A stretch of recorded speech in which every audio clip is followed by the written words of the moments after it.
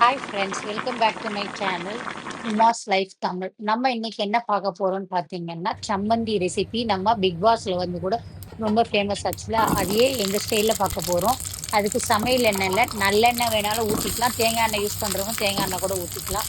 அதை ஊத்தி 10 சின்ன வெங்காயம் தோலை உரிச்சு போட்டு ஒரு 10 காஞ்ச மிளகா போட்டிருக்கேன். அதை போட்டு நல்லா நம்ம வதக்க போறோம். இது வந்து நம்ம ஊர் சைடுல கிராமத்துலலாம் அம்மியில அரைப்பாங்கல்ல, அந்த மாதிரி சட்னி தான்.